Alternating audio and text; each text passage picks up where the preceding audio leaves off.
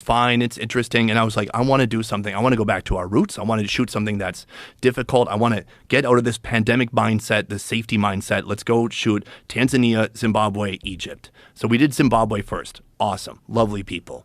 Then we landed in Egypt. As soon as we landed there, the airport is a mess. So I have a drone. I have a drone because we're flying with the drone. I didn't leave from home. I know you can't have a drone there already, but it was like a 2-hour process for them to go between 12 different people and have me give my drone to somebody who would put it in a locker. Fine. It's like 1 a.m. We're getting to our hotel. Finally, we're going to get some rest, and then we have the next day to do a little scouting before we start shooting. Now, you know you're not in the best place if your hotel has as much security as an airport. So we pull up at this hotel, and they are like, you need to scan the bags. I'm like, nah, no thanks. Don't worry about that.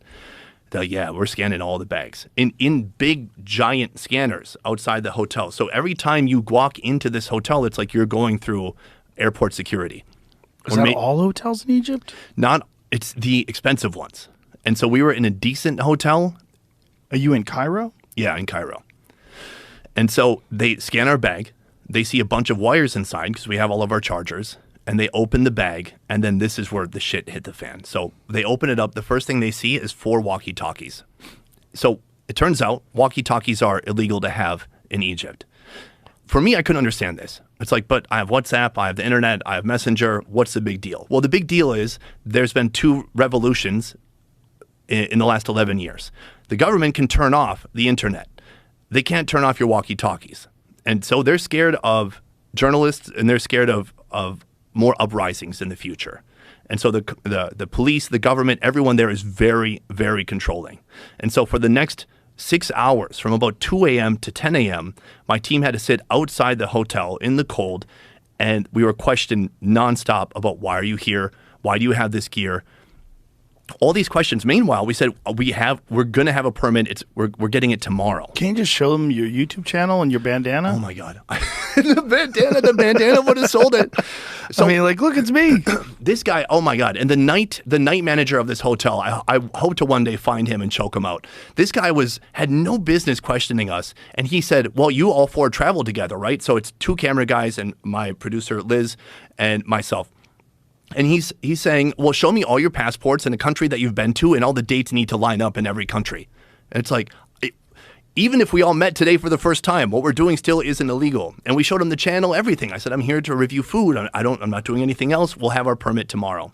In the end, they took all of our cameras. They took some of our lights. They took our some hard drives, and the police kept it. And the police said, hey, don't worry about this. It's not a big deal. Show us the permit tomorrow. We'll give it back.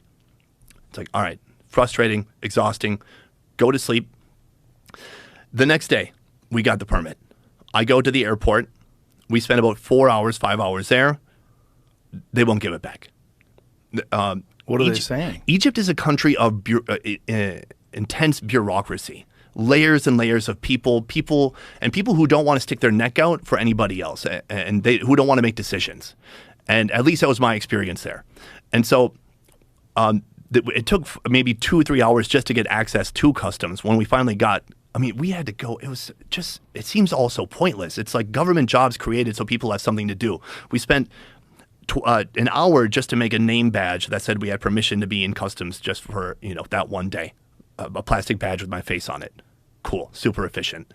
So then we get in there and they said, no, you can take this gear when you leave the country. That's when you can have it back, when you leave the country. I'm like, are you fucking kidding me? They have all my stuff.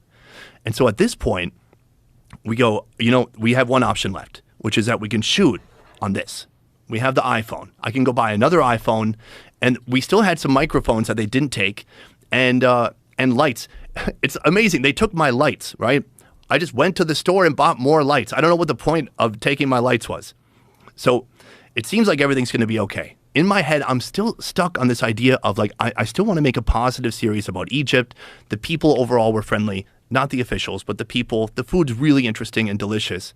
The next day, halfway through shooting day 1, the police stop us. It's always some guy in plain clothes. He whips out a wallet with a dirty ID on it. Hey, I'm police. Come over here. Come, bring the whole van. Bring everyone over here. I'm like, what the fuck is going on? We have our permit at this point. We have a permit. It has my picture on it. We have all the credentials that we're legally required to have. we go to the police station. In the meantime, I have a dummy phone. I've transferred some of the footage onto an extra phone so that I don't. So if he asks me to delete something, I'll delete the dummy footage. And exactly that happens. The police officer says, sorry, you have to delete all this stuff. What does he want you to delete? Yeah, great question. Food. So we went to a restaurant. We shot food, and on the street too, we shot some bread that they were making on the streets, and that's it. And he just was like, these pictures aren't beautiful. This isn't good. Suddenly, this guy is like a documentary critic, and he's just saying, so he's not acting okay. as like a spokesperson for the country, like for PR. Like he doesn't think that your footage is good enough? It's confusing to understand the motives sometimes, especially because we had a permit that said we had permission to shoot on the sidewalks and to do exactly what we were doing. And it's not like, a lot of people watch my video talking about this and they're like, well, idiot, you can't just show up. Yeah, okay, we've been doing this for a while. We didn't just fucking show up. We had a plan. We had a fixer there. We had permits. We went through all this tedious process before even landing. And so with the permit, it's funny because I asked our fixer, I said, we have the permit. What's the permit doing? Obviously, he's telling me to delete the footage. What's the purpose of the permit? And he just goes, well, we're not in jail. We're not in jail. So it was a complete fucking debacle. So you could have been in jail. That's what he said. Filming bad footage, what they considered not beautiful footage of food. Well, and if you look it up, there are people who they accused of being journalists who are in jail even now in Egypt. And maybe they're journalists, maybe they were tourists. It's hard to say. What's confusing about Egypt is that it's not like I went to the Congo. This is a country that brands themselves as a tourist destination, right? Yes. We've got the pyramids. We have take a ride on the camels. There's all these incredible things you can do. I want to go there. Yeah. Really? Make sure you have a good guide or someone with you. 25 journalists detained. Egypt's third worst jailer of media workers globally. Whoa. What's interesting is so many YouTubers had similar experiences to me, and they didn't talk about it. And I'm so happy that police officer talked to us on that day and made me delete that footage because it just flipped it for me. It's like I got punched in the face 10 times, and now I'm ready to finally fight back after trying to be peaceful. And now I'm like, I'm just going to show everybody the reality of what it's like to shoot here. And when we posted the videos, of course, there's a little bit of concern, like, am I going to get hated? Is there going to be backlash? We got thousands and thousands of comments of people talking about their awful experiences that they had while in Egypt. Just regular tourists. Regular tourists, regular people who maybe they had a GoPro or they're really anti-camera. They're